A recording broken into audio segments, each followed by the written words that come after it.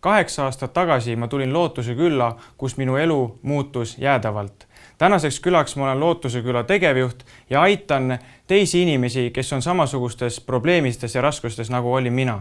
Kas sa teadsid seda, et Eestimaal on üle 70 000 alkoholi, narkomaani, kes igapäevaselt tarvitab aineid ja hävitab enda elu?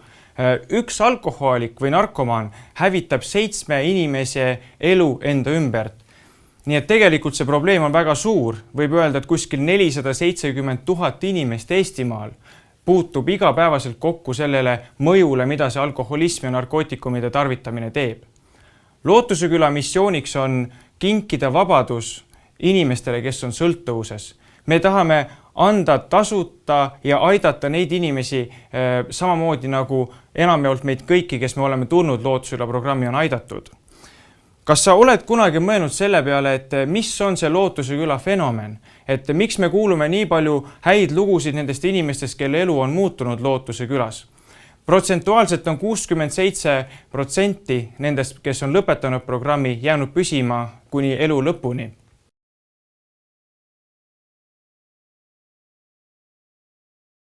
Järgnevate õppetundide raames anname me teile ülevaate sellest, milline Lootuse küla programm välja näeb. Reaalelus on see niimoodi, et esmaspäevast reedeni toimuvad Lootuse külas õppetunnid, mis kestavad kella 8 kuni kella 10. Selle aastaaja jooksul aga me saame ühed nagu kõige tähtsamad nagu faktid ja asjad nendest õppematerjalidest kätte. Kõik meie Lootuse küla programmi õpetajad on ise läbi käinud selle programmi ning enamjaolt on see kõik kogemusnõustamispõhine.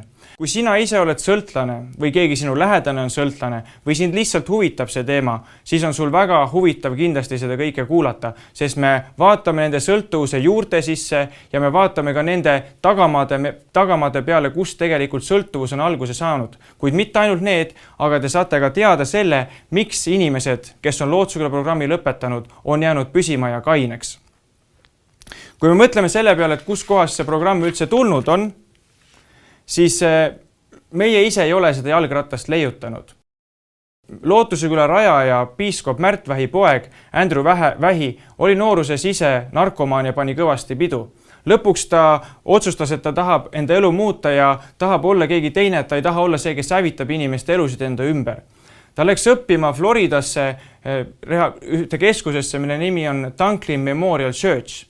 Ja sealne programm on kestnud juba 70 aastat. Ja Andrew sai kõik need kogemused ja koos isaga nad tulid ja rajasid Lootuse küla siia Eestisse.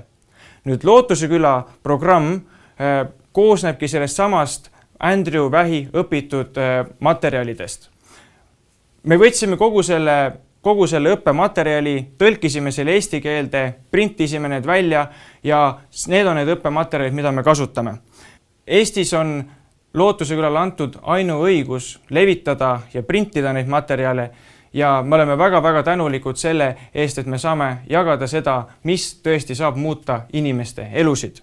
Lootuse küla programm koosneb 4 erinevast õpikust ja esimese õpiku nimi on orientatsioon. Ja kokku see võtab kuskil 10 kuud kuni aasta aega, et kõik need õpikud läbida. Ja teiega, kallis televaataja, me lähme kõik need õppematerjalid üheskoos läbi, nii et tegelikult te saate osa tervest Lootuse küla õppeprogrammist. Nagu ma ütlesin, siis esimese õppeiku nimi on orientatsioon ja esimene õppematerjal tegeleb rohkem sellega, et sõltlane saaks aru, mida sõltuvus on temale teinud. Sest tihti me sõltlastele meile tundub, et see alkohol või narkootikumid, et see on niisugune hea sõber, aga tegelikult on ta meie elu konkreetselt hävitanud. Teine materjal, selle nimi on uus elu ja uus elu tegeleb rohkem sellega, et mida on sõltlane teinud teistele inimestele. Me oleme mõelnud, et mis meie inimesed, kes meie lähedal on, et mis nemad on kannatanud ja kõike, kuid see reaalsus on midagi palju-palju hullemat. Et inimese sõltuvust aru saada, kui sügav on, vaadatakse seda, et millised on tema suhted tema lähedaste inimestega. Nii et teine õppematerjal tegeleb rohkem nende asjadega, et mida inimene on teinud teistele inimestele. Kolmas õppematerjali nimi on sisemine tervenemine ja sisemine tervenemine tegeleb nüüd selle asjaga, mida teised inimesed on sõltlasele teinud.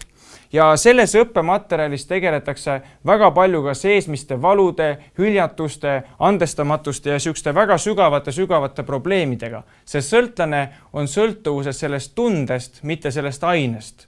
Ta on sellest sõltuvuses sellest tundest, et ta ei tunneks enam ennast halvasti, et ta ei tunneks seda valu ja seda piina, mis tegelikult on tema sees.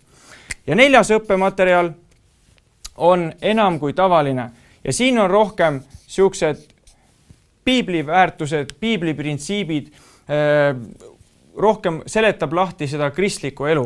Kogu Lootuseküla programm on ka kristlikel alustel ja kristlikel väärtustel üles ehitatud, sest meie teame ja usume, et ka tõeline vabadus tuleb ainult sellest, kui Jeesus Kristus elab inimese südames. Nii et see õppematerjal on tohutu põnev ja me anname teile igale ühele ühe põneva ja kaasa haarava kogemuse terveks aastaks, et te saaksite tunda, milline on see sõltuvus, et te saaksite aidata neid inimesi, kes on täna sõltuvuses. Või sa saaksid lihtsalt juurde teadmisi, mis aitavad sul teisi inimesi aidata. Me oleme väga tänulikud, et me saame seda jagada teiega ja kutsume sind kaasa sellele põnevale teekonnale.